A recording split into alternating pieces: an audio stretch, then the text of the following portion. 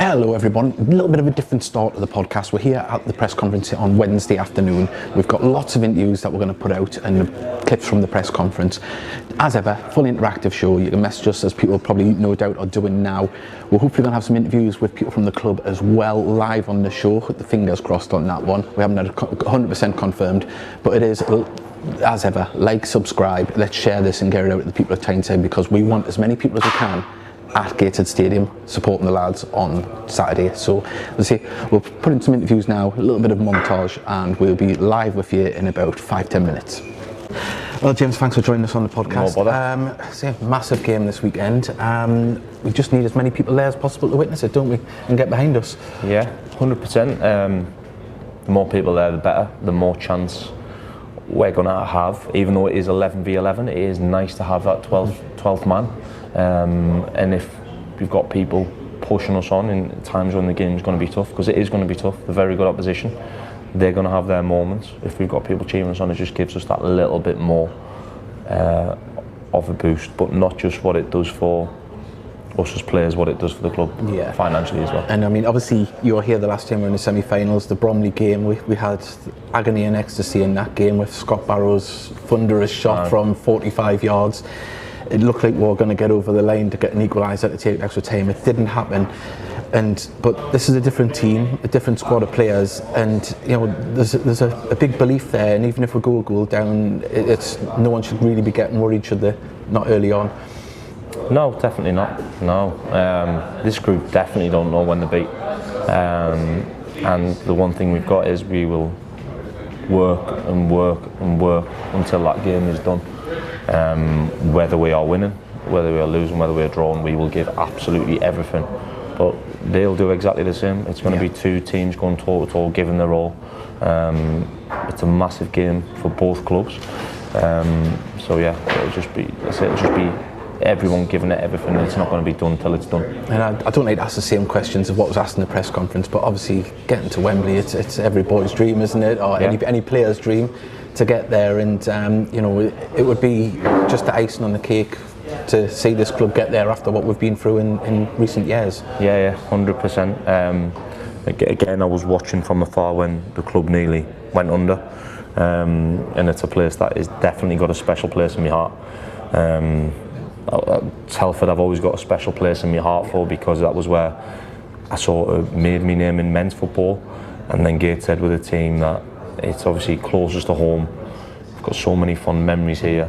And it gave you a platform as well to give me a platform to push on, make my name at this level, and it's just always going to have a special place in my heart. And so when it nearly went under, I was genuinely devastated. But for it to turn around, to be a part of it last year when it was a very, very good year, good times for everyone, and to still be a part of it now is quite special. But obviously, if we could get that, it would be amazing. It would be a dreamland, wouldn't it?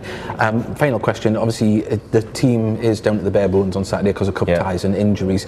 But I don't think we'll see a different Gateshead, will we? We'll still see the same style of play. 100%. It is what we are. Can't come away from that. And once we start forgetting what we are, then that's when we don't perform to our best. So whoever it is, whoever's playing, they'll have to perform to their best, to the best style that suits us, and we'll give that our all. But like I say, not underestimating the opposition. Really, really good team. One of the best ones in this competition. So yeah, looking forward to a really tough afternoon, but hopefully we can be on the right side of the result. Spot on. Thank you very much. Cheers.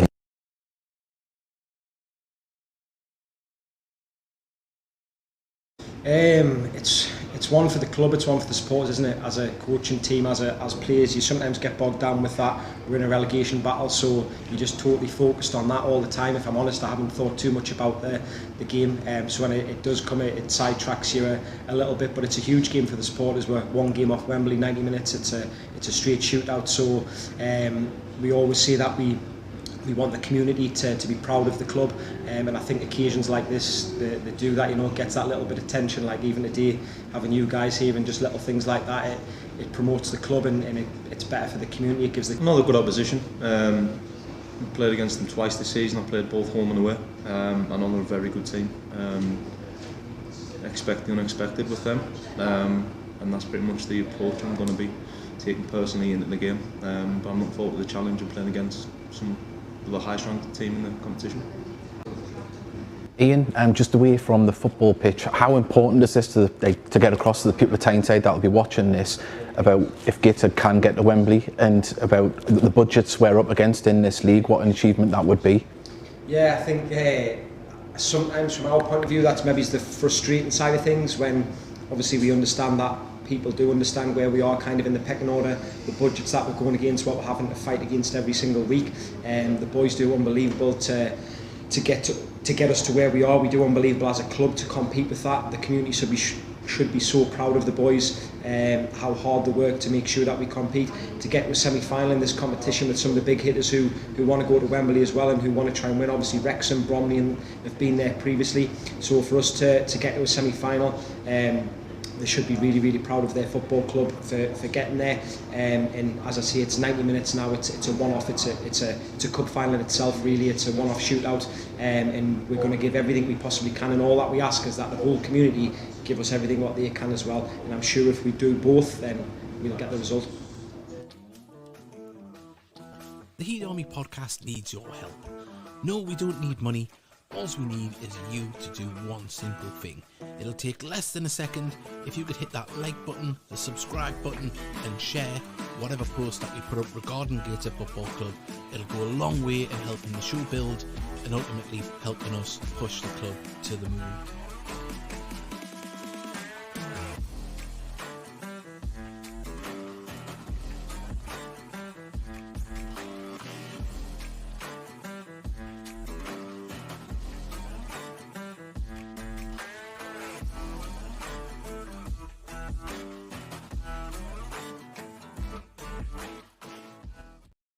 Well, there you go. We are live. If you hope you enjoyed that, a different beginning to the show. We almost look like we know what we're doing here. To say a big thank you to the club for allowing us to go down and record interviews down at the press conference.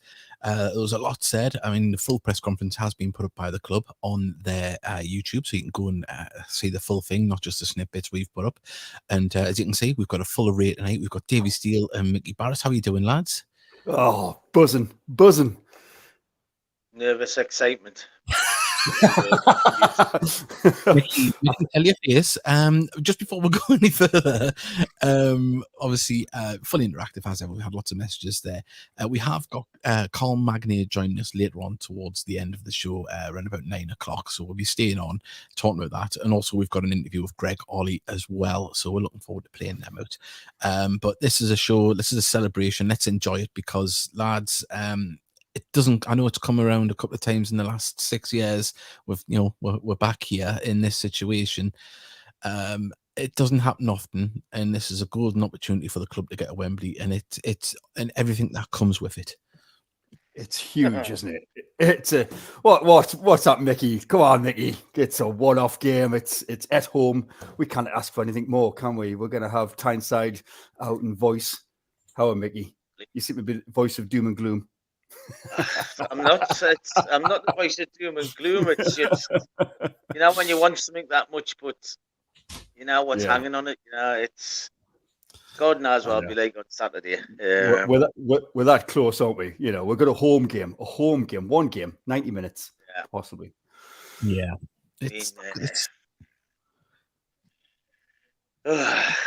You're nervous. It's funny. I was hoping to have an exciting show, and Mickey's just it's like a bad dose of the farmer Giles there. He's just hunting and grunting.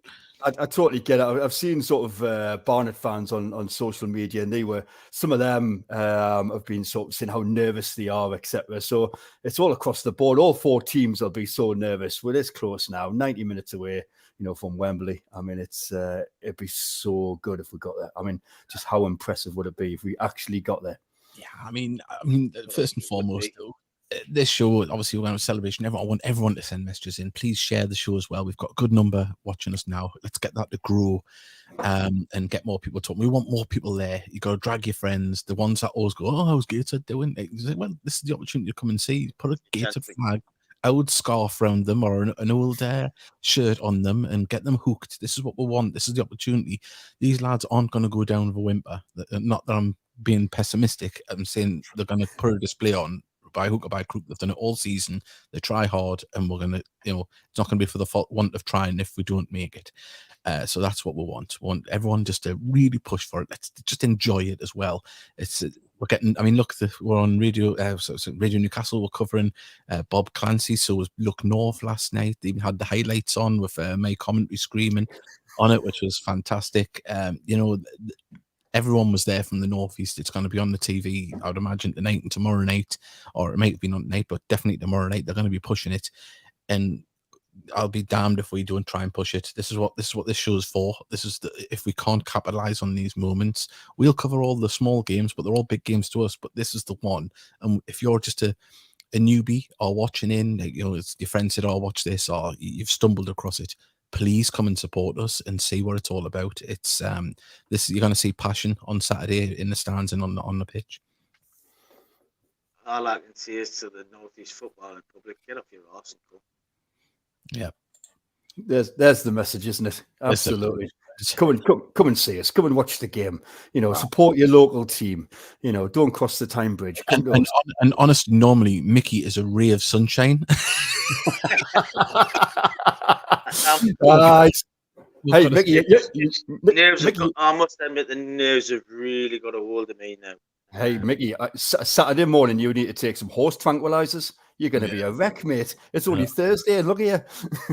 We don't condone the use of ketamine on the Heat Army podcast. We don't want Mickey in a clear hole in the Tyne and Wear stand, just munching pies. Ginger Joe has put greetings from West Peterborough. Can't wait for Saturday. Yeah, I'll see him. Toon Army TV. I'll be there Saturday cheering the lads on. Usually buy my tickets on the gate. Yeah. We've got another one, Christopher Story. Evening, lads. Bet you're all looking forward to Saturday. What are we in the semi-finals? Back-to-back wins on board and out the relegation zone. But we're going to get into that a little bit shortly because obviously it was a fantastic performance on Tuesday night and an equally good one as well down at Aldershot. We're on local news on GMB this morning. That's good. Good morning, Britain. So that's to say they're putting it out all parts. If it's penalties, I'm not watching. I know. Tell us about it. But Mr. Walden, Mr. Walden's home, so everything looking good. There we go. And you kind of, that's a sign. It's a sign. We haven't got to swim at the North Sea to celebrate, the Irish Sea to celebrate with them. If we are celebrating, making sure I'm back from Keswick in time for the game. Just leave the family, Mick. They'll understand. Just don't even tell them. Just drive away. It's more important. They'll forgive you. He's been out on holiday out there. They'll understand. Just leave them. More to the point, some arsehole sideswipe them, I think. Oh, no, nightmare. Tuesday is one of the best games I've seen all season. It certainly was. It was a great performance. We will get into that, but I want to know if you can't make it to the game where you're listening from on Saturday, please let us know. That's another big thing as well, because we recorded a message with Ian Watson, which is going to go out on the commentary beforehand. It's just a thank you to all the people that kind of get to the games, that listen from afar, whether you be around the world or around the country. So it's nice of them to do that, and we're going to play that out on there. So I want to show appreciation to the people who listen in from afar, who kind of get to the games for whatever reason, whether it's financial, illness, working, or anything in between. So everyone there, we want you to be in it with us in the trenches. That's what it's all about. We've got any news on Castro? Is he going to play any more this season? He's no longer with the club this season. That's the answer to that one. Ian Smith, can't wait for the game on Saturday, making a pilgrimage to the promised land from Essex, where the Heat get in. Then we've got, I'm a Dulwich Hamlet fan. I hope you win the FA Trophy. Well, thank you very much, Liam, for joining in. And also a new subscriber. And, well, like Liam has done, please do subscribe. We've had quite a few. See if we can hit 500 subscribers before the end of the season. Yeah, is that because you don't like Barnet? Possibly. I thought it's more that he likes the Heat. That's where it is. He likes second team. Do you not know Gateshead's twinned with Dulwich Hamlet? They're not. There we go. I'm sure they've got a Nags and a Tesco's. To be part of a Gateshead, I can tell you. Who picked the short straw? Bless him. Any injury updates? Anyone back? It's not really for me to say, but I don't expect anyone to start. I'd say expect them to be in the match this. There we go. Not breaking any things there, but I think that was more or less in the press conference that players were working to be back for that. We've got Daniel McKinsky. How many do you reckon Barnet will bring up? I heard they had sold over 300 tickets midweek, so I'd imagine that will grow. Of course, the sales are at 1,700 this afternoon on the official thing, and obviously, I think there will be tickets available on the day as well. I think they just need to get numbers so they know how many stewards they can get in the pre-sales, which is obviously the safe thing to do. And hopefully Camille is back on Saturday. Well, he will be. That's the good thing, that Camille will be back. And Emily's put no captions. We don't control the captions, Emily. I'm sorry.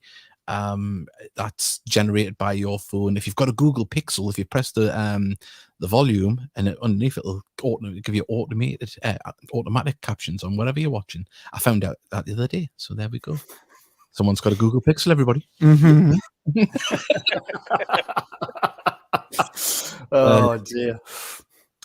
We've got Mick Scotty's put Panny's performance has been a real boost going into the game. Well, it has, but he's not available for the game. That's the good. He played for Blythe in the earlier stages, so there'll probably be a reshuffle. I would imagine it'll be the same formation, which is paying well for us at the moment. It looks good, and we've got enough defenders to fill 5 at the back, so it works out well. Charles Waff talking about Barnet. Dave, your hair is very black tonight. Is that natural? I think you know what it is, right? I haven't done out with it. You could see in the video, it's bald as out. I just think it's the light, and I've got the camera further back. That's where it is. I'm just zoomed in a little bit. Lily Nolan has put, come on, Gated, and the Heat. I'm sure she said she was in Dubai the other day when commentary, so she's there. As for Barnet, they are tin pots, same for their fan base. That's the words. That answers the question. That's right, yeah. So Dulwich Hamlet. That's not us. That's the Dulwich Hamlet Heed branch there. Say, have you got any Barnet fans joining you tonight? We haven't, because I'm not saying all Barnet fans are the same. I've been quite a bit disappointed by the reaction of Barnet fans online to the build up to this game, and I thought I'm not going to give any of them any spotlight, to be honest. They've been quite disparaging towards Gateshead. Of course, we go into the game hopeful. They're going into the game full of confidence and believing that they should rightly be in the final already. Reading between the lines of what I've read, and I just didn't want to get into a slagging match and have a load of Barnet fans unfortunately message in. That said, we know that a few tweets are a lot noisier than praise tweets, the disparaging ones, and so that's not going at all Barnet fans. We've had Barnet fans on in the past, and lovely bunch, but I just felt in the build up to this game, we're going to make it a celebration of us. So I don't really want to talk about Barnet. This is our moment as well, and hopefully we can shine in it. Ben Allison's put, hi all, hello, thank you very much. Are they going to be across the far side? I believe they have been moved across there. They were going to be in the south stand, and they have been moved across to the east stand. So I'm wondering if that's where they're going to put the extra gated fans, if the Tyne-and-Wear stand or match day people that come on the match on the day will be placed in that stand. So we'll have to see on that, but I'm sure the club will confirm in the next 48 hours of what's happening for match day arrangements for tickets on the day. But loads of messages coming, loads of viewers as well. Thank you very much. We'll quickly play a message from our sponsors, and when we come back, we're going to get talking about Tuesday night before we get any more into the interview. We've got Greg Ollie to play out. Sorry, Saturday as well. We'll talk about Saturday. I haven't got the highlights for that. We'll do. What you mean, Dean? Fanning on down getting interviews doing at the stadium. You've got to be ashamed of yourself, lads. Having free cups of instant coffee with the lads. It's lovely. Right. Notice me and David didn't get an invite, but that's beside the point. Davey would have had to swim. Anyway, 1 second.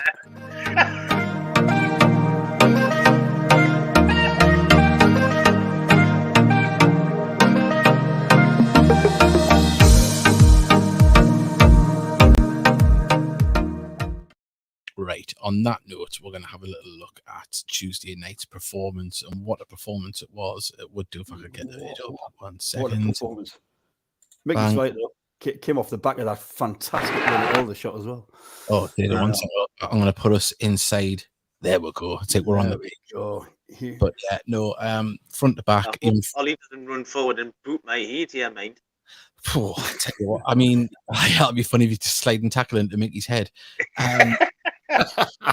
Let's, a lot of people thought the man of the match was a bit contentious, but let's be honest. Greg Ollie had a fantastic game, set up goals, and scored one himself. Louis, I thought let's say that early on we'll give them a couple of scares at the back, didn't we? Ollie, I think, deserved his man of the match. I think I would have went with Story. I know a few people thought Ethan Pye. I thought lots of people thought Ed Francis and Callum Whelan. Even Panny put in a great performance at left back. He was causing problems all night. Left wing back, should I say? Just a good team performance, wasn't it? It was solid. It was good. I mean, how this didn't go in the back of the net, I'll never know. Shot after shot, God, Bennett. It was just a beautiful performance, and I think Mark said on commentary, it 2-0 before half time. Yeah, I mean, great from the keeper.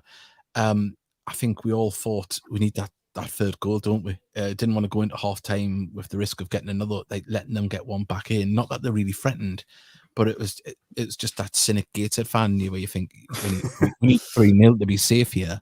Well, that's right. Because it's true though, isn't it? Because second half, completely different game. You don't know what Dagenham are going to do in the second half. As it was the same as the first, really. Just a tremendous win, and good to see some players sort of hitting form again. As we talked about Greg Ollie. I think he had a bit of a dip sort of February. I don't think it was the best month for him, but I think he's really come back. No, I mean he's had a knock there, and he's look at that cross there is immense. That's absolutely nailed on it. I think you'll find in the commentary it was described as sublime. Sublime, my goodness, yeah. You got the dictionary out, did you? Yeah, look at this. I'm reading the dictionary. Apparently, the zebra did it. It's not even sublime. It's inch perfect. Yeah, perfect. Yeah. I mean, and Louis timed his jump absolutely well. We're getting lots of messages coming in. We will get through them, but we obviously just talk about the game and give it the credit it deserves. Yeah. Look, they're up there still with a chance of getting into the playoffs. I was expecting a stronger performance from Dagenham. Oh, look at that. There we go. Right. Did you see? It'll be coming up shortly. Did you see when he tried to flick one in? Yeah. We were calling him. I was calling him Storzinho on the commentary. Well, he's going for his hat trick. I mean, you can't knock on the lad. He's going for his hat trick. What a header that was! Terrible. Yeah, terrible defending header that. Dear me. Anyway, to be honest, the keeper's gone one way, and the lad Story's nipped in and headed the other way, so he's completely off balance.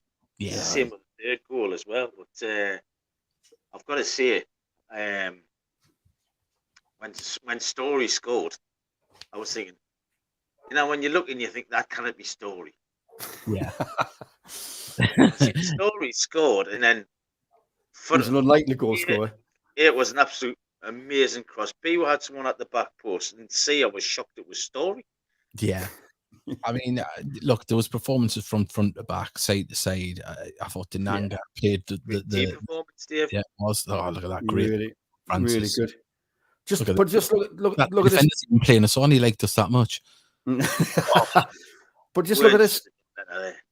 Look at this performance against our previous home fixture on the Tuesday night, home to Halifax, where it was abject, it was slow, there was no momentum. Look at this; it was just positivity throughout the team. They were just buzzing.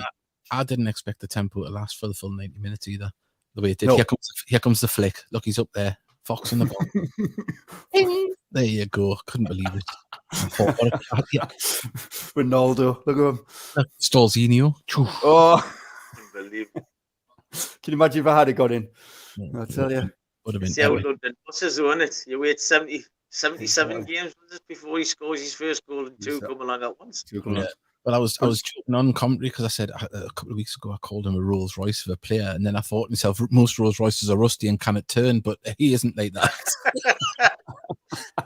Ollie hitting the post there. I mean, Christ, we were flying. Two in a few minutes, wasn't it? Oh God, that looked like it was going in perfect from our vantage point. It seemed to roll away, didn't it? Yeah, it must have been the spin he's got on the bar, and it just turned it, and within about a foot of the post, it started to turn away. Does anyone do possession percentages for National League games? But I mean, Denanga, it would have been beautiful. I'd have got that finish away. Darren Walden's put Gator looked like Man City of the conference. What a performance! Absolutely sublime it was. Absolutely brilliant. We come out and I mean, after Saturday, everyone got the lift because, to be honest, most would have took a point. Right. And for Radio Surrey or whoever it was, BBC Radio Surrey, to come out and say we played really well, and if they play like that, they'll not go down. Well, even their manager come out and said we look like Notts County. I know a lot of their fans took grievances to that in opposition, but I think sometimes you just got to hold your hands up. There's been plenty of times this year when teams have come to the stadium and you just got to go, they were a better side. The best side we've seen this season. It happens. Yeah, well, we said it about Woking, didn't we? I mean, we've had Wrexham and Notts County at the stadium, and we thought Woking were the best team we'd seen. You're just honest. It's an honest opinion, isn't it? So the manager obviously thought, good footballing team. We're just having a look at the form table before we came on. Then last 10 games, and we're 7th. You know what I mean? So we're in decent form. Sort of 4 wins from 10. It's just a long may continue. Of course. And we'll get into Saturday later on. It is going to be a different team because 4 players miss it through being cup tied. But I mean, just go back to this. It's absolutely just beautiful. It was a joy to watch the whole game. And did it remind you of last season's performances? It looked like Gates of old. Yeah, absolutely. We had our swagger. We passed the ball beautiful. I mean, there was moments when it was one-touch football. Look at that, man. That's class. That was a great and ball inside by Wardy. That one touch by Wardy. Wow. I mean, just a great. That was good team goal. Obviously, it was a very good individual goal, but just class. There was some zonal one-touch passing in the first half, just past their dugout, and it just looked effortless. We made them look like they were chasing shadows, and it was just, you see teams practicing it before the game loads of times, and you think, you just think it's a warm-up drill. It isn't. That's what it's there for. It was that was the perfect execution of what they practice day in, day out on the training pitch, and look here, you've got players moving, 3 players, 4 players in front of them, giving them the option. And this is us 3-0 up. You know what I mean? It's still pushing for it. And as I said in commentary, this win and the goal difference is as good as 4 points. If it goes down tight at the end. Thrown at York, that keeps York right in the clots. It does. Yeah, York and Aldershot are looking over the shoulder. We've got 3 games in hand on them still. Yep. So it's, And Dorking have got a terrible goal difference. In fact, most teams have got pretty poor goal differences. Yeovil have sort of 6 goals now worse off than us. So, it's fantastic. What a boost, though. What a week. Last week I was pretty despondent, I must admit, after the Torquay results. Before we go any further forward, can we just give a little bit of look at that. Jack McGragan's went up and got himself a new wide lens camera. Look at that. Look at the shots he's getting. No, it's good. It's really good. I was really impressed with his camera. I thought he had got a new camera. It's not just a new lens. But he's down there in the trenches getting us beautiful shots like that. That Ollie goal was one of the best goals I've seen at a live game. It was lovely stuff. I thought he had got himself on his wrong foot, but I talked about that in his interview with him. The 3rd goal, if that was in the Premier League, we wouldn't hear the end of it. I know it was just opened up the defence. I was a little bit confused with the kit and their goalkeeper kit. It wasn't the greatest clash of colours. And right, got a little question here. Who is cup tied for Saturday? Right. Mickey, you are. Right, Mickey's cup tied. He has to go and sit in the Barnet end after being there on loan at the beginning of the season. Marcus Denanga, Ed Francis, Connor Panny, Callum Whelan are the players that and Wern is missing as well. So that is, so it leaves you with a forward line of Adam Campbell and pardon me, Aaron Martin and possibly Ollie Ward, you would think. I don't know if Ollie Thompson would be given the nod to start. He might be involved at some point if needed, but you would think we would start with the more experienced players in this game. So yeah, it looks like Ollie and Forbes should be involved in the match day setup, whether that's on the bench. I can't see them starting. I don't know, but you never know. And obviously, Mike Williamson, not cup tied, but he's done his cruciate knee ligament by the looks of it. Dropped down in training right at the end. So hopefully he's he'll be back, and if he wants to carry on playing next year, hopefully he's back and fit as a fiddle. Ollie Thompson, how old is he? I'm sure he's 18. Because he plays for the under-19s, doesn't he? So we'll just have to keep an eye on him. A promising prospect, but he's got a long way to go, and I'm sure if he's still at the Heat, he'll get everything that he needs. As you've got Eastleigh away on midweek, I feel sorry for your fans. Yeah. That's a hell of a trip. It is a hell of a trip. But while staying at yours on the way down. Yeah, well, the Dulwich Heat fans are going to put us up. Apparently, Fly down to London on April 12th. Ollie Mason Ford said he heard he's 15. I don't think he's that young. No. I don't know. I'd be shocked. Look, 15. Right, we're going to play a quick advert. Want you to like and subscribe, and when we come back, we're going to play the Greg Ollie interview from the press conference, and then we'll get back into more Saturday, and then we'll be speaking to Carl Magnier later on.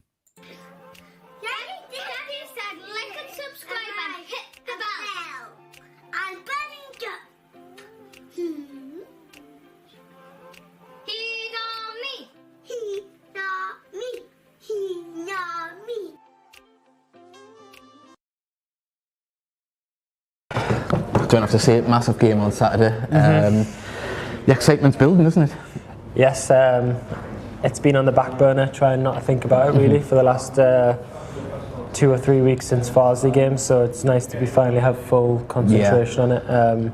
Obviously the league situation is our main focus, but now it's all focused on Barnet. It is, but we're going in form. 2 great wins, 2 great performances in the last 2 games. It will be a slightly different side with selections, of course, cup ties coming into Hasselab, but obviously the lads are all trained together. It's all the same. It's all a squad. It's a squad game. You'll be going into it with the same vigour as what we had on Tuesday night. Oh yeah, nothing will change in that sense. Personnel will change, but that'll be it. We'll still go in with the same intensity and the vigour that we have every game, and we're just going to go out there kind of a free hit, no pressure. Can we get Wembley? Yeah, and as I say, just behind us we've got Ben Clark, the only man to captain Gateshead at Wembley. It must be on the back of your mind, that, because it doesn't matter what team you be captain, I know Gateshead's close to your heart. And to be able to do that would be something special, wouldn't it? It would, yeah. Just in the last few interviews that I've done, I've said if we managed to stave off relegation and got to Wembley, it would probably be on a par with winning the league last year.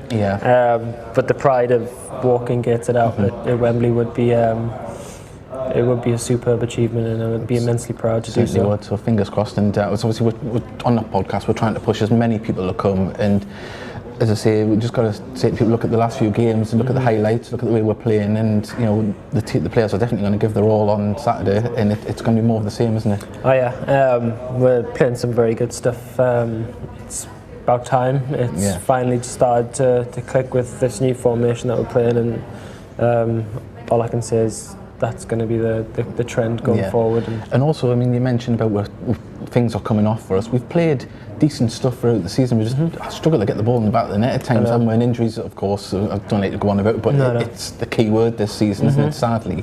But we've always tried to play our game. We've never been sucked into doing something different to try and get out of something. No, we've always tried to do the right thing and play the way that Mike wants us to play. So the struggle has been maybe during the start and the middle of the season was to put it in the back of the net. We've scored 6 and 2 now, and we just want to keep that going. Definitely. The more shots we have, the better. Just before we let you go, had us tricked on commentary last night. You went with your left foot and just pinged that one in the back of the net. You must have been happy with that finish. Yeah, I missed one in the first half with the keeper safe with his foot somehow. So it was nice to actually finally score. It's been a while. And left foot, right foot, doesn't matter how they go in, they just needed to go in. There, you heard it from Greg, he's good with both. Thank you very much. Cheers, No Tom. problem. That's it, great. Well, there we go. Quickly add us all back in there before I remove that from the stream. Thank you to Greg. Oh, what's it gone there? There we go. What we're doing there, we can't see. I'm that excited now. I'm making mistakes. No, big thank you to Greg. Always great value to talk to. You know his heart's with Gateshead. He absolutely loves it. And, you know, I know in recent weeks we've been trying to play down the semi-final, but this is the time to get excited about it just before it. You know, you can see you know for a fact he's going to be absolutely buzzing if he gets to lead the lads out at Wembley, you know, as would any captain. But for him, he's been here with the struggles, he's seen the rebirth, he's seen the success come back, and he'd like to carry that on as captain with the armband on. God,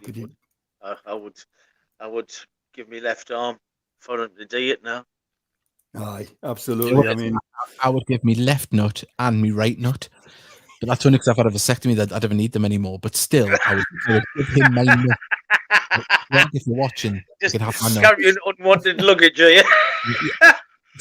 I'm just clanging around like a useless conker competition. I just want to say, Greg, you win on Saturday. You got 4 testicles on Saturday night. So there we go. The things you learn on this podcast, it's very educational, isn't it? Usually from Davey's point of view, you know. There's loads of kids going. We'll make anal beat. Yeah. Right. I'm not getting them out. Right. We've got not that I've got any. I've got a tattoo. I'm not sitting here. Gone. Right. Any news on Tom Allen? Well, he's cup tied for a start. But isn't everybody? Isn't everybody? Yeah, God. I said a couple of weeks ago that he's about 2 weeks away from being fit. So hopefully be back involved in training even.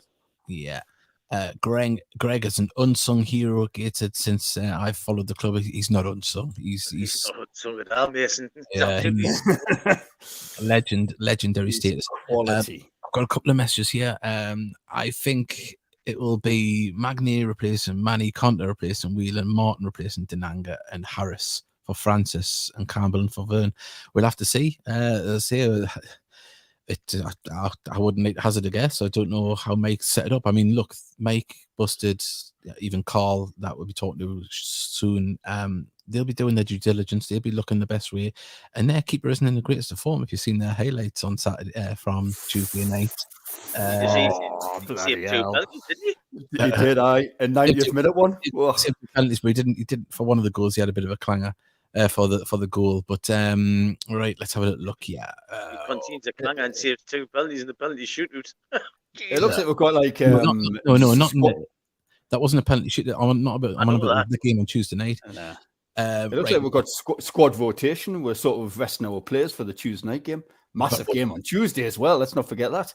We're very massive. Gators continental, aren't they, the way we wrote the squad. My first Gated game was the FA Trophy game in 2018 against Bromley. Yes, the Scott Barrow screamer that was. And we got here. That means when the fans tell me you're a right knacker. It's not there. I walked into that one, didn't I?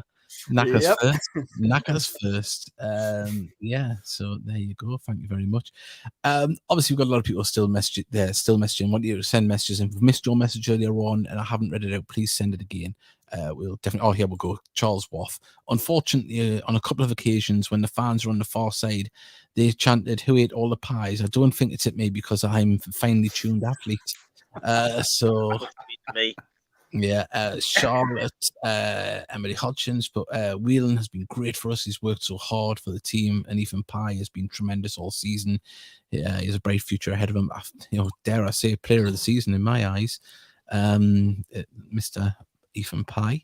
Well, Mickey didn't agree there. Whoa, look at Mickey. He was a bit taken aback there. He has played well, Mickey. He's played well. I'll give him that. I wouldn't say he was player of the season. No, I don't know. I think he's done really well in every position he's been asked of. Don't get us wrong, he's a bloody good player. Well, in the cup, does it go to extra time or straight to penalties? Straight to penalties. Straight to penalties. This 90 minutes and straight to penalties. It isn't a two-legged affair. It's. I wonder how Mickey's nerves would be if it went to penalties. Mickey, I mean, you'll be flat out. I've got a defibrillator unit. Do you want us to bring it? You best bring an iron lung now. I'm not bringing any spare knackers. Oh, put them on the string. Oh, no. Come here. Right, this is too. Here we go. This is too good not to put on the podcast. Come here, one sec. We're going full screen on me. Come here. Come on, tell the story. Come on. Come on, Sophia. Come here. Right, tell us what happened. Right now, just 1 second. Come here. Turn around. Turn around. Hang on. This is great parenting. We're both forcing her in front of the camera. Stand up. Right, stand up. You're here now. You're here now. They can see you. Come on. She's got makeup all over her face, right? And she's red. Look into the camera. Go on. Please. Go on, Sophia. Oh, turn around. It's not because you're embarrassed. Go on, just turn around. You're there now. Oh, we can see your cheeks. Just turn your head that way, like that. There. Look, we haven't slapped her. That is just pure. So how have you done that? Just talking to the microphone. How have you done it? I was putting lipstick on, and I tried to. How big are your lips? And I tried to watch it up, and it got all over my face. Right, please turn. Honest, we'll show this on your wedding day. Go on, turn around. Just have a little. Go on, look at. Go on, look into the camera. There we go. Oh, bless her. Bless you. There we go. Oh man, I love it. Well, I just looked over. I mean, the light doesn't do it justice, but she's absolutely just bright red. It's great. Oh man, I thought you were supposed to go to sleep not putting makeup on. Nah, well anyway, there you go. 8-year-olds and the got to see. I know. Oh man, get in. Hang on 1 sec. We've got more about me testicles here. Charles Waff, Dave, you may not have any nuts, but I can walk around the pitch with a huge lens in my hand without getting arrested. Oh man! And Patrick stories, but well done, Sophia. And there's lots of smiley, happy faces, crying faces coming up on the screen. Trina's happy faces. There's loads. Oh, look all that. You want to see them now? There, look, see all the faces. You've got to go to school tomorrow if that doesn't come off. I tried to get the wet towel because there was no wet wipes, and it just made it more. Oh, is it all over the towel as well? Oh dear me! Yeah. Blame your dad, Sophia. Do you know, it's a good job you said, because I could have went to the toilet for the night and washed my hands and just looked and had a heart attack thinking, what have I done? You'd think I did Greg Ollie's present early. Right, you don't know what I'm talking about, but go on, off you go. Oh, Tana Greg Ollie, I've got a story about Greg Ollie. Oh, hang on, we've got, right, there we go. Go on. You've had your moment. Go and wash, please wash. Right. What's the Greg Ollie story? Trina had a dream that she went to see for a massage. And Greg Ollie was doing the massages and he was massaging her feet and he says, what you done to your toes? Your toes are going to fall off. You haven't washed under your toes. And he flicked one of her toes and it flew across the living room. Lovely. Well, we've really went off track here. What a great 3 minutes of a podcast. Yes, this is going to be highlights for the podcast. This. I don't know if Trina's still listening. She might be able to write down the actual part of what happened to her dream. All right, we want the full transcript of what happened there. We're going to have Carl Magnay join us very soon.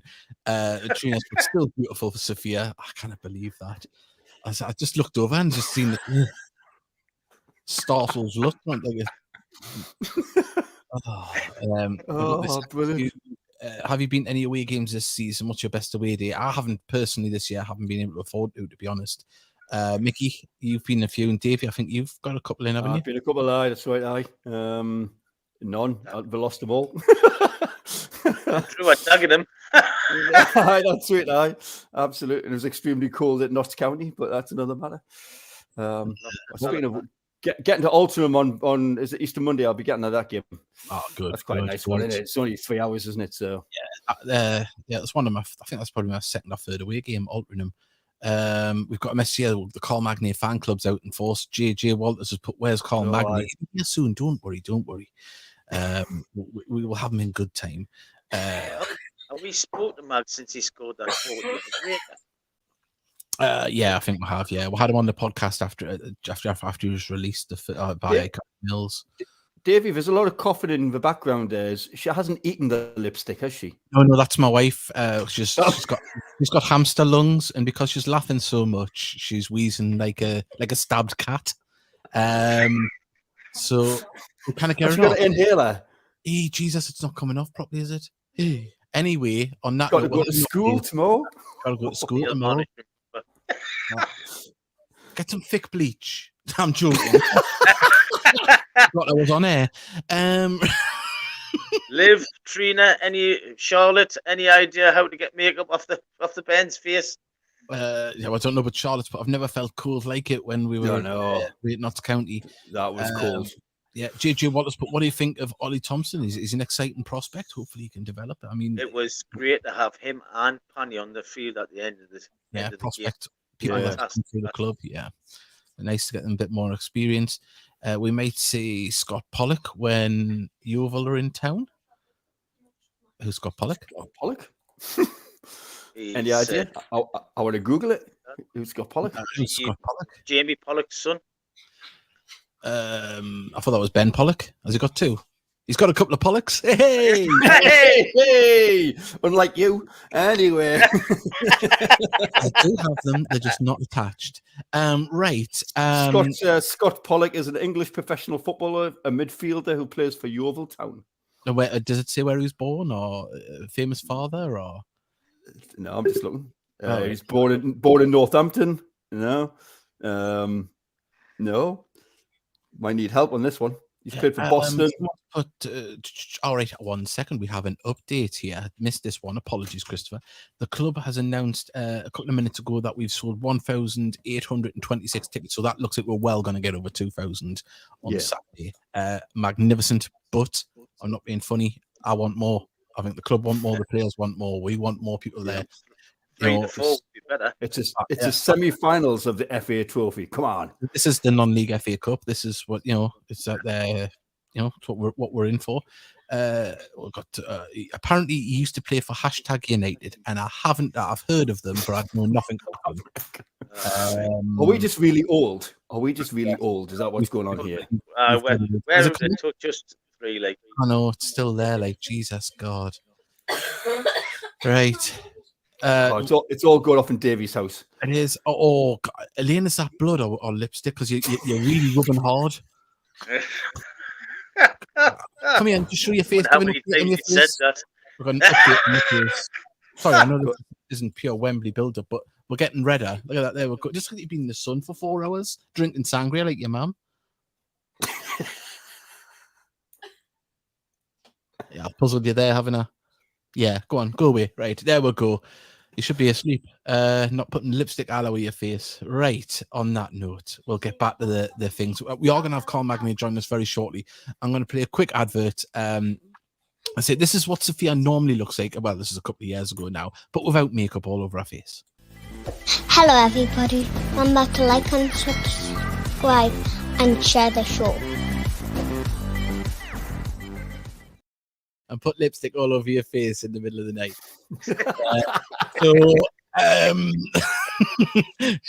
Are we going to do predictions? Everyone can send you predictions for Saturday. Come on, then. Yeah, they're on. Have another beer, Mickey. Get yours in. Get yours in first. No. Oh, Mickey, man. I've been thinking it for days. It was a question I was dreading on this. I was thinking, what about you, Davey? Why don't you start? You start us off. Yeah, you seem more confident than any of us. I'm not confident. I'm just excited. I mean, I know I've gambled my testicles on the game. But I would say 2-1 either side. I think it's going to be very tight. I think it's going to be competitive. I think it's going to go. I think it's going to be full high tempo to minute from the first whistle to the final whistle. That's just sitting on the fence. I've got, you know what it is? I've got spelks in the back of the scrotum. Don't worry, my daughter has one upstairs now. I'm not saying that in front of her. In case anyone's like, Jesus. Honestly, you're right. It could go either way. I mean, both teams. I was looking at the form, and both teams are basically level. They both won 4 of the last 10, and they both play good football. Here we go. Here's some Ian Smith coming in with a 2-1 to Gateshead. 4-1. God, Patrick, I'll take that. Blimey. 2-1, or it's going to go 1-0. So people think it's going to be tight. Everyone apart from Patrick, who's been on the wine, gums, and water tonight. He said, "Oh no! I tell you what, Liv's been on the wine gums as well." There we go. I like it. 1 positive. Joe's definitely been on the ketamine because it doesn't go at extra time. He's put 4-3 to the Heat in extra time. Unless that's the penalties. Yeah. 2-2 says Ben Allison. 2-1 to the Heat. Boiler Sports. Oh, what you doing to us, son? What you doing? Come on, positivity. He's went 2-1 to Barnet. Unfortunately, I think the best players are tied.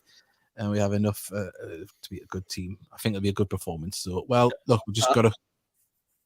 I agree with those comments for Boiler Sports. I really do. Oh God, it's horrible, isn't it? It's going to be tough, but it's going to be enjoyable. Look, we've got to savor it, and these are the days that we support football for. That absolutely. This is it. This is what it's for. I mean, Mickey's enjoying himself. Look at him. Look at his little face. I know. Well, I've seen 2 semi-finals. I've seen we're going 3-0. Was it 2-0 up in one of them? Yeah. I know. That's right. We're Dollo. Close up on that face. Just to go on, Mickey, give her a smile. Brilliant. I think we need to get him some makeup. Right, we've got more. Ben Allison was cup tied. Right, we'll go through the cup tied players again. We've got Tom Allen's cup tied, but not available for fitness. We've got Vern cup tied, who just came in. Dinanga cup tied. Francis and Whelan are all cup tied. So Panny as well. Yeah. So you talk 6 players if they were all fit and healthy. 6 players out of the game. And Mickey Barris. And Mickey Barris, he's cup tied as well. He's going to sit in the bin. I'm not cup tied. I failed the late fitness test. Yeah. In August. In 1983, he failed it. Players. I think the players we've missed will cost us 2-1 win to ball, and it says Colin. Oh, Colin, come on. Gordon Mann 2-1 to the Heat. Hopefully, it's got this. You will go to Wembley if you beat Barnet. I love the facts. You kind of get away from them. Believe in the process, fellas. Yes, it is the process. We don't believe in the process. We created the process, man. That's get it right. Dylan Archer winner. It's one of the young lads. He might be on the bench. Dave Allen could be playing in the game. But would have cup tied himself. Yeah, everyone's cup tied. But we are expecting Carl Magnet to join us very, very soon, and we'd love you to have messages for Carl and stuff, because Carl's been in this situation a few times before. We've got a calm, experienced head. He's played at Wembley 3 times before. Or was it 4 times? Was it twice with Grimsby? I might be wrong. We'll ask him when he comes on. But he's been there. He's been there with us before. To have that influence in the dressing room and on the pitch is going to be absolutely fantastic. And Ken Webb says, "But I will be there." So hopefully he is. Say everyone again in front of Aaron Martin to score his first couple of goals this weekend, get the win. What a way that week to get your goal. That would make him a fan's favourite. Right. Yeah. Out the current squad, who represented us at Wembley, obviously against Cambridge United, obviously. Just Carl Magny. Carl Magny. Sorry? Just Mags and Clarkey still at the club. Yeah, he's still at the club. Is that just for 2, is it? Yeah. Nobody else will keep her? No. Hang on. We've got some breaking news. Meg Baker has put, YouTube reckon olive oil and cotton wool will remove lipstick. Right. So we'll try that next. Thank you, Meg. Thank you. I mean, I know the drama we thought was going to be the 90 minutes going into Wembley. Not that my daughter would stain her face permanently with, was it Mum's lipstick or your own lipstick? Mum's. It's which one? Oh, number 7 lipstick. Ooh, expensive lipstick. Yeah. Oh, what are you doing, Sophia? oh, Horrendous. no pocket money this week. Put a road on the wall with it. Oh, but Biro. So yeah, that was many moons ago.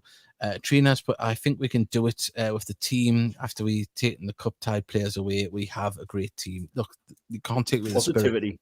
And if Martin scores, we're on the pitch. Well, talk for yourself. I can barely get behind the commentary desk. I mean, onto the pitch, but it's going to be good. Otis sent you a message in Messenger about lipstick removal methods. You see how the internet brings us all together. Oh, I've got a message here. What's Libby's message? Right. Blot and rehydrate with Vaseline. You fancy that? Use olive oil, base cleaner. Olive oil. Remove with Micellar water. Micellar water? Don't know. Mickey's listening with interest. You know, just future reference.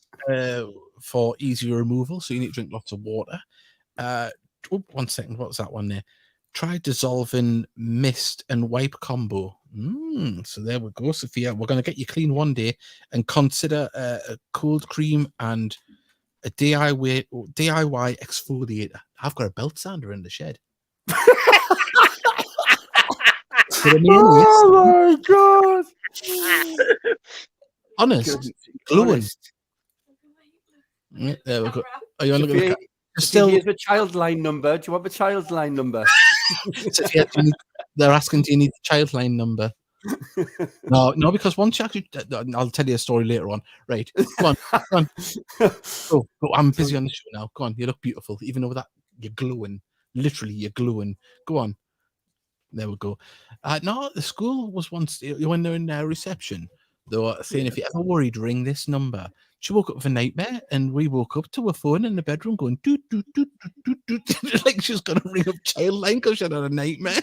Like, what the hell? Hey, crackers! How do you know how expensive lipstick is, Steely? Oh, you know, Charles. I don't know. Well, I do know. Actually, it is expensive. Number 7. Come on. Yeah, expensive. Everyone knows number 7's expensive. Exactly. I mean, Friday night, my name is Mandy, but that's another story. You know, what happens on islands stays on islands. Oh well, you know. Hey, while we're on about lipstick and on men, R.I.P. Paul O'Grady, Lily Savage. That was a devastating. Oh yeah! Wow. Headline news. Devastating.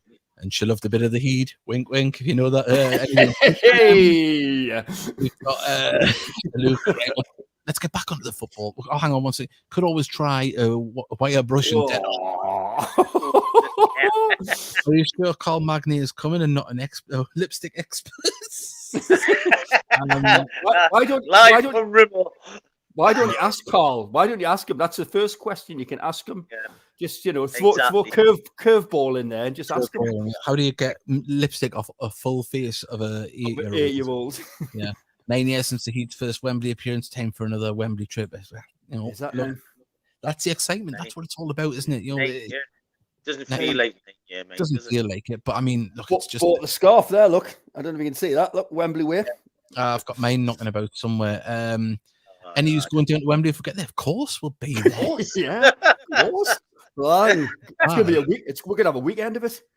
Yeah. Oh, it's gonna be podcastic. It's gonna be amazing. I love that podcastic. That's lovely. Just before Carl joins us, we've got a message from Liv, and what was the ladies' match like at the weekend, Mickey? Oh, aye.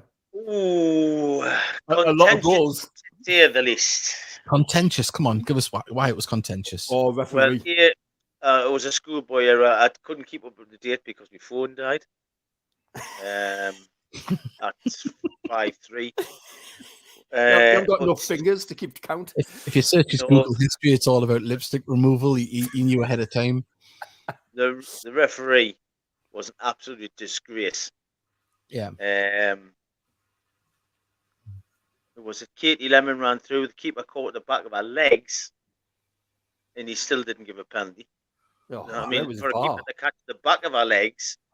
Mm-hmm. Yeah. Then we got a penalty, and then in the second half, Crid went through. She brought her down, but the ball rebounded to Crid on the floor. She kicked it back towards goal, and one of their players dived and saved it with her forearm. What? And the referee never gave a penalty or a sending off. It is. Wow. Isn't it? Talk about referees getting it wrong, but bloody hell. So what was the final score, Mickey? 6-4 in the finish. I mean, Crid got another hat-trick, and a third goal is up there for goal of the season. Really? Oh, yes. Was that a league game as well? It was a league match, was it? Yeah, league game, yeah. It was. Well, lads, we have our guest, the man, the myth, the magnate. Here he is. He's there. Very good, Dave. I did like that. Looking pretty relaxed. All right, Mags. Was that from Charlie last season? That? Yeah, it was Charlie. Yeah. Yeah. I did enjoy that one, David. Fine work. It was.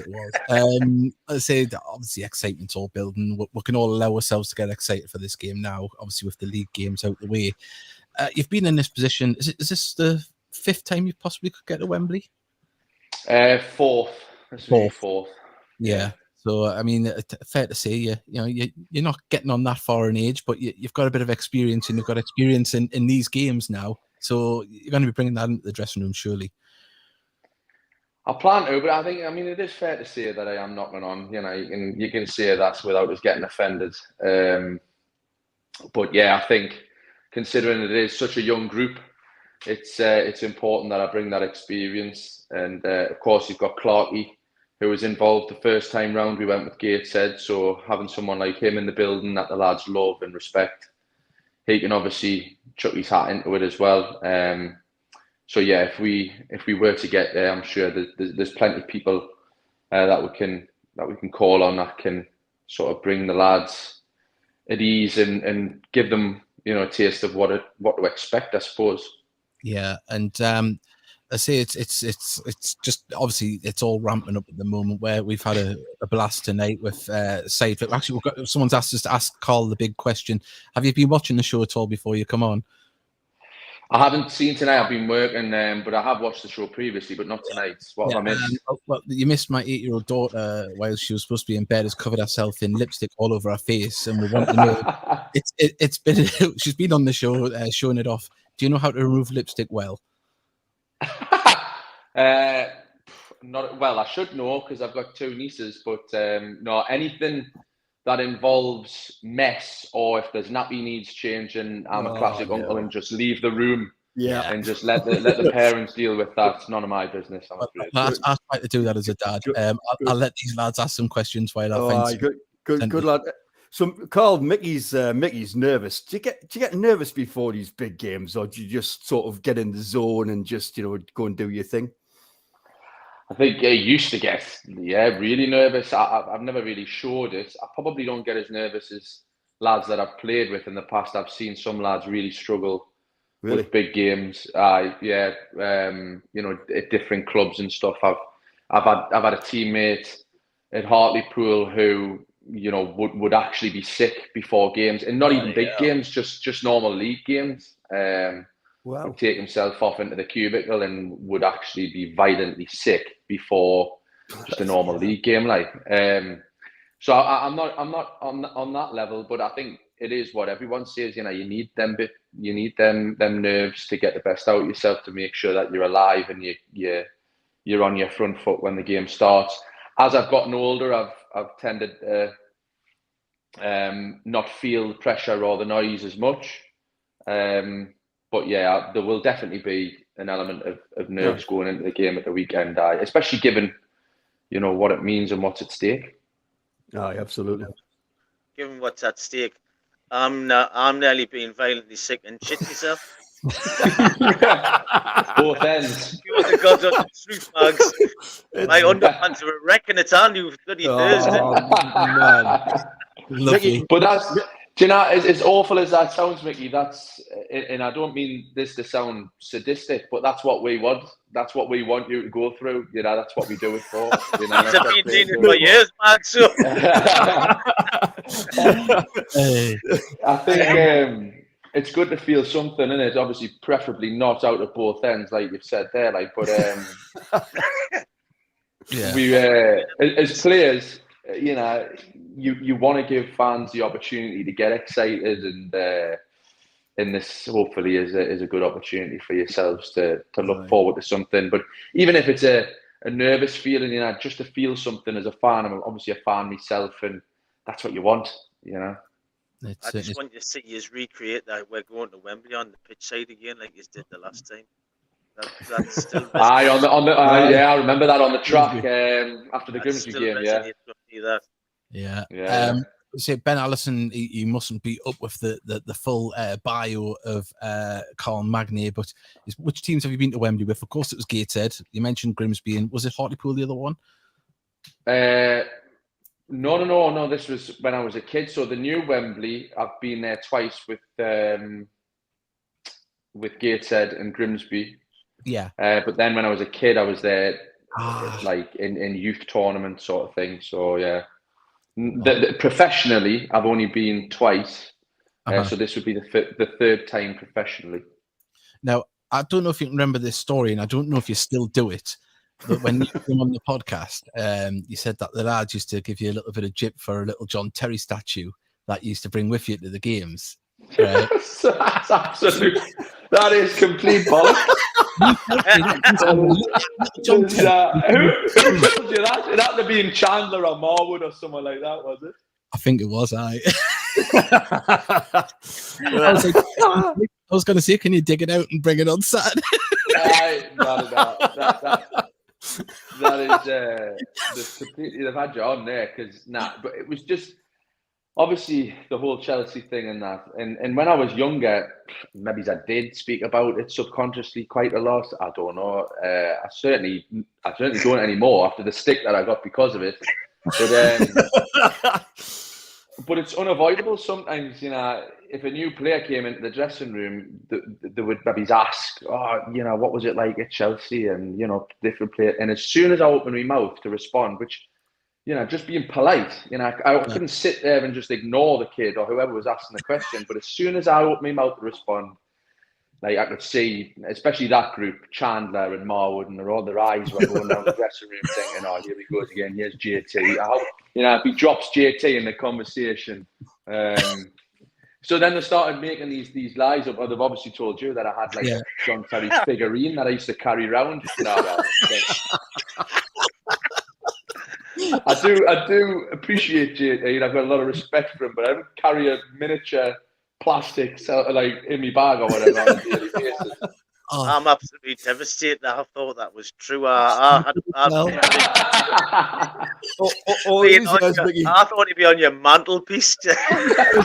Honestly, I genuinely believed he had one of them, like, you know, the little like cartoon figurines. I thought, I wonder if he's still got it. I was like, we're all still in a group chat now, and can you remember Josh Walker, who played for season under Gary Mills?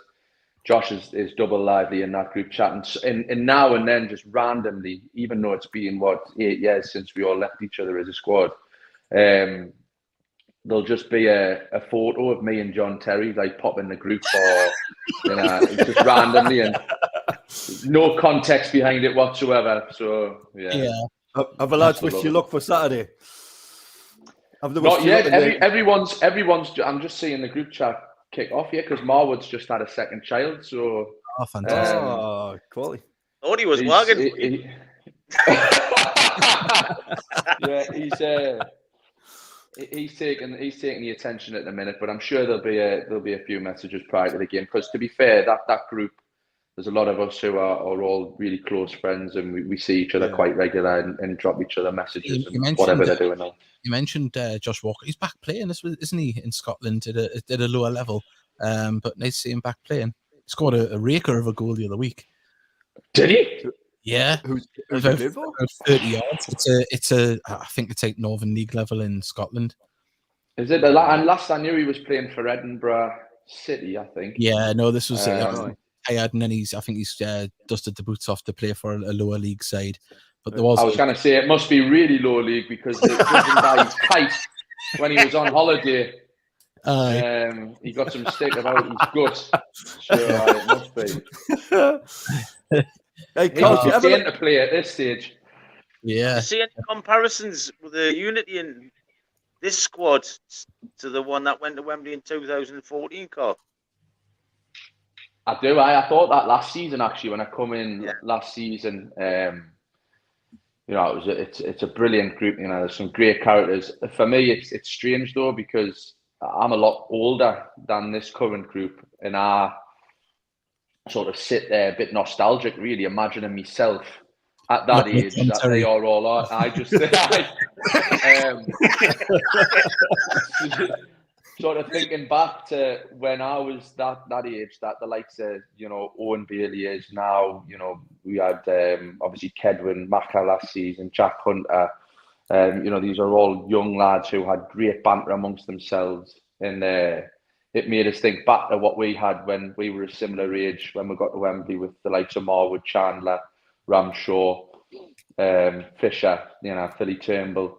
So yeah, the unity, despite the difficulties that we've had this season, that has never wavered, and that's what's been impressive, because there's been so many players coming in and out with the loans and everything. You would think that would be disrupted, but it hasn't, you know, and that's credit to the management, you know, Mike and Bust and Louis, the culture that they've created. You know, everybody that comes in immediately feels welcome. And yeah, Louis mentioned something. I think it popped up on my feed. I don't know whether it was on Twitter or something. He'd done an interview recently, and he talked about something clicking.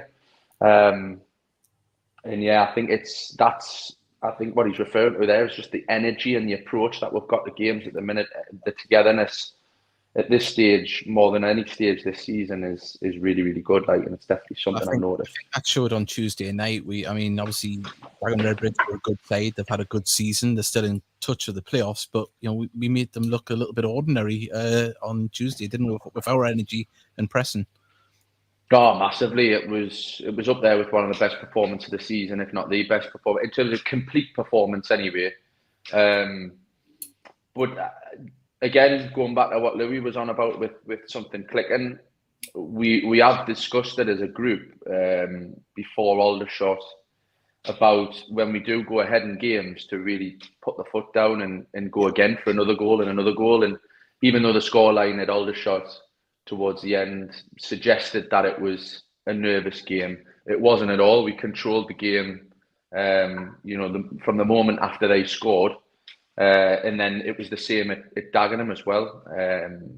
I think when we scored, we pressed and went for another one. And you see that in the little huddle that goes on after the goals were scoring at the minute. I don't know if you've noticed it, but that's just an opportunity for us to like reinforce, you know, let's go again, let's get another one. You know, let's not sit back and be one of those teams that try and soak pressure up, because we're not good at that.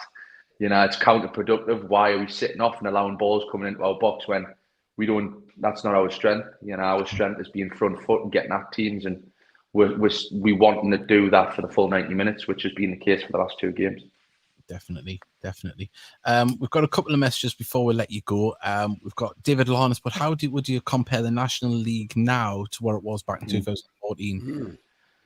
That's a good question. I definitely think there's been an increase in quality, definitely.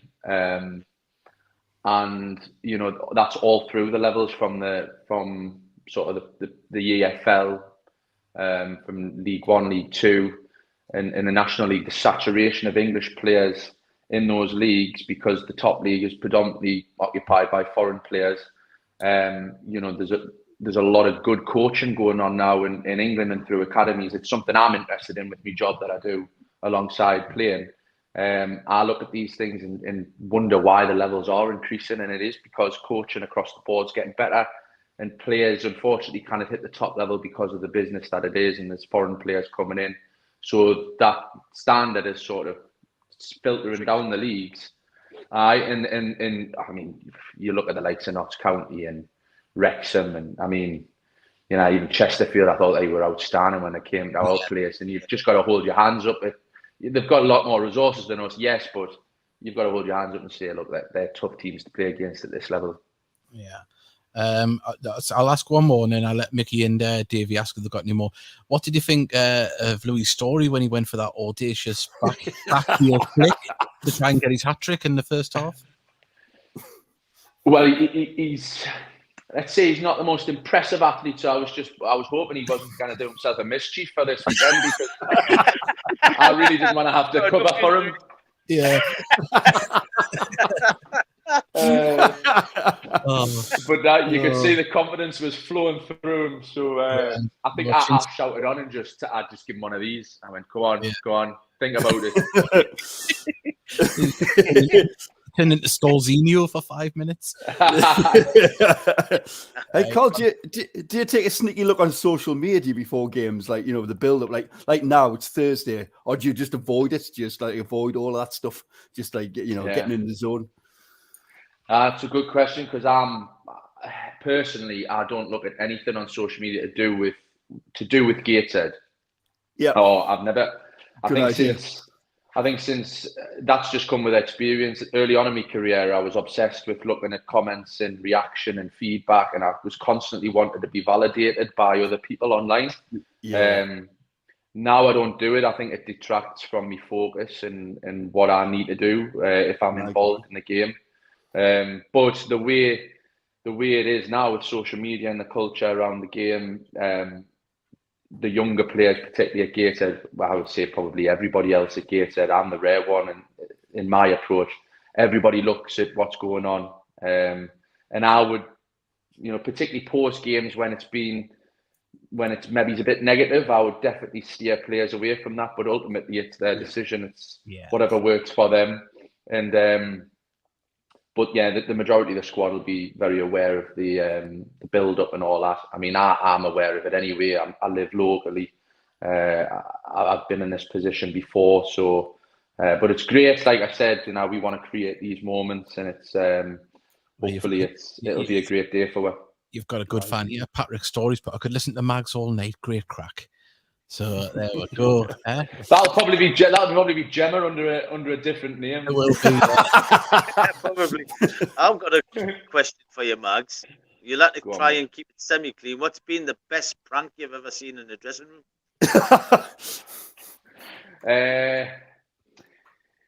The best prank, I've probably been victim to it, to be honest, Mickey. I think back in the early days with Gates, when I was there the first time, that dressing room was honestly, it was like a minefield walking in there. Like there was always something going off in that dressing room. And I was early in my career, I used to bite a lot at things. Admittedly, I used to not physically. I didn't bite people. I wasn't a biter. But just a banter. Banter. I used to, you know, chirp back, and I really didn't take banter too well. And obviously, the group knew that. So there was times where my boots. I think someone hung me boots off the Tyne Bridge. I couldn't find me boots for ages. And then there was going around in the group, people were saying I was having to guess where my boots were, and they were hot, cold, if I was getting anywhere near it. And then someone sent a picture of the Tyne Bridge. I was what's that supposed to mean? And anyway, another lad told us, they might be hanging off the Tyne Bridge. I had to put my hazards on the Tyne Bridge. And I ended up getting a fine for it, actually. Parking fine. So that was a disaster, that. Yeah. Well, rumour has it Nathan Fisher's still looking for his car in the car park. So didn't Chance park JJ's between the posts? I think he drove it onto the track. It was doing laps on the track with it. Honestly, it was berserk. They were berserk, and not to be fair, that group was mental. But it was all part of why we were successful, you know. Yeah. Oh well, as I say, you get the name on the coach come back from Wembley, where it was quiet when we got beaten. I say, shut up, Mags. I was like I say, I used to take defeats horrendously. Again, something with age. I'm a lot better at seeing the bigger picture and trying to be positive earlier. But defeats used to sit on me for days. And obviously Wembley, big occasion like that, I was gutted on the bus, and I think I was having a conversation with someone, and Walker just from the front of the bus just shouted, "Shut up, Mags," or something like that, and I just completely lost my head. And that was right after we'd lost at Wembley. Yeah. But it broke the ice, I suppose, because I went to the back with a beer and we had a big crack. But they used to love getting on me. Oh, well, as I say, it'd be fantastic. I say thank you for coming on. Always a pleasure to speak to you. And I say I don't have to say it, I don't think, but everyone's behind you on Saturday. It's going to be a great occasion. And how about digging out one of them 40-yarders you've got in your back pocket? I'll make sure I hit it with my right foot and not my left after that pathetic effort that trickled towards the goalkeeper the other night. No, he mishit that, didn't he? After that one, I says you can hit one, and I had to show him the goal because he's just started coming. So I showed him that. Well, I think I kind of plant my weight on my right knee now, so use my left foot was never a good idea. So yeah, I'll bear that in mind. Yeah, well, Carl, thank you very much, and say good luck on Saturday, and hopefully we'll speak to you again soon. Class, no, thanks for having us on, lads. Cheers, Carl. There we go, Carl. Absolutely fantastic as ever, and I'm gutted, that the John Terry statue story isn't true. You know what? Because two different people told us that story, and they were so convincing. They said he used to bring it and put it up, and yeah. It could be a double bluff. It could be true, and he's just like playing it down. So, no, lads, it's not true. It's not true. And he's probably staring at us while we were doing the interview. Looking at now like a Bond villain's pussy. Right, we've got about 5 minutes left. Hey, you've got him back on. Yeah, back on. It's just a good job we didn't.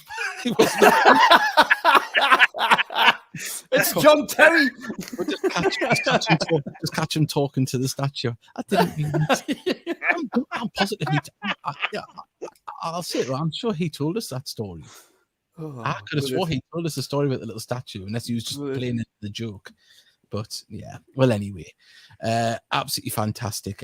So if anyone hasn't got the predictions in, please do. Remember, tell your friends, tell everyone about this podcast. It's been a good one, even though we had the lipstick gate, which I think added to it. Carl was magnificent, and a big thank you to Gator Football Club for letting us take the interviews that we put out, and say thank you to Jack McGragan as well for helping us organise getting Carl on the show. So it's just been a corker, isn't it, lads? Yeah, it's been a good one. Yeah, been a good one. Hey, what actually, Davey? That's one thing. Oh, go on. I'll leave you this. Go on. Imagine the scenes of Camille scores a 30-yard screamer to win the game. Say John Terry 3 times, and he'll magically.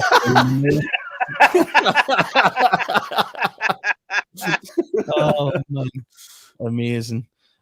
Craig's going 2-0 there for that, but yeah, what were you going to say there, Davey? It's just about you, actually. I was just going to give a shout out to you, Davey, just for like organizing all this, your own money, your own time. You pull this show together. You do a tremendous job, mate. So keep it up. Well done. No, and then throwing smoke up your ass, mate. No, I've got to say it to you. The commentary, the interviews have come on an absolute tons and just top notch, David. Top notch. You deserve the plaudits, mate. Thank you very much. But it's not about me, but also as well, dare we forget, I said I'd come out the water like Daniel Craig if we get to Wembley. Oh yeah. Didn't I? Oh, yeah, God. But you're gonna have no bollocks. I mean, it's gonna look pretty bad. It's gonna look like a mermaid's purse in the waves. So you're gonna look like Ken. You're not going to look like Ken, like Barbie and Ken. No, the old man's still going to be there, Hey, not if you go to North Sea. The North Sea, I tell you. Look. I will have shorts on if I do have to come out the water like Daniel Craig. Right? So there we go. Maybe the John Terry statue of Mags on his mantelpiece. Yeah, they're probably that's where it is. It's the other way around. And right, I've got 1 second. Not many football podcasts where there's a puffin On the yes, no, they cannot be. Yeah, I'm in the office, in my boring office. There it is. Look, this is my office, and there's a plastic puffin. Give it to us by. I used to like it. I liked it from the lighthouse. Me, I thought it was more of a coup. But even still, it's still out there in the North Sea. Well, you know what? I'm gonna when it gets light enough, I'm gonna do with the show from in the middle of all the puffin colonies. Oh, that'll be good. That'll keep you entertained. Chasing them with an air rifle. And I will settle for a horrendous miscued cross from Carl. Yeah, well, so we've got the best of luck. Hopefully, we'll see us at Wembley. Let's hope we do. Has that puffin got lipstick on? Stories, but the lipstick episode will go down in Heed Army folklore. Smashing episode, lads. As always, well done. See you Saturday. Yes, and Lily has put 2. You can put yourself back on, by the way, Davey and Vicky, if you want. Oh, sorry, I forgot you there. I'm looking very conscious at this moment in time. That's better. If we get to Wembley, she's going to do that on the podcast before we get to Wembley. She has to cover herself in makeup. Yeah, we'll have to cover ourselves in makeup before every game. Now we're gonna permanently dye our face with our mum's red lipstick. So there we go. Right, on that note, everybody, Davey, Mickey, thank you as ever. It's been a great show. I'm excited. I'm feeling it. I'm really excited for it now. I'm looking forward to doing the commentary with Mark, and hopefully we can bring you the game. And let's hope there is tears at the end, because I don't think I'll be able to contain myself. But we'll see. We'll see what happens. Let's just hope the lads do us proud, regardless.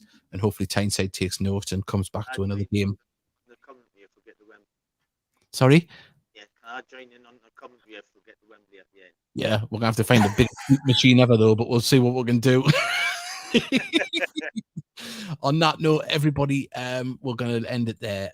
We'll see you on Saturday, and hopefully next week we're having a celebration show. But if not, we'll be behind the lads 100% as ever as they go on to take on Yeovil. But let's bask in the FA Trophy semi-final atmosphere, and hopefully, you never know, we could be going to the home of football. Goodbye, everybody.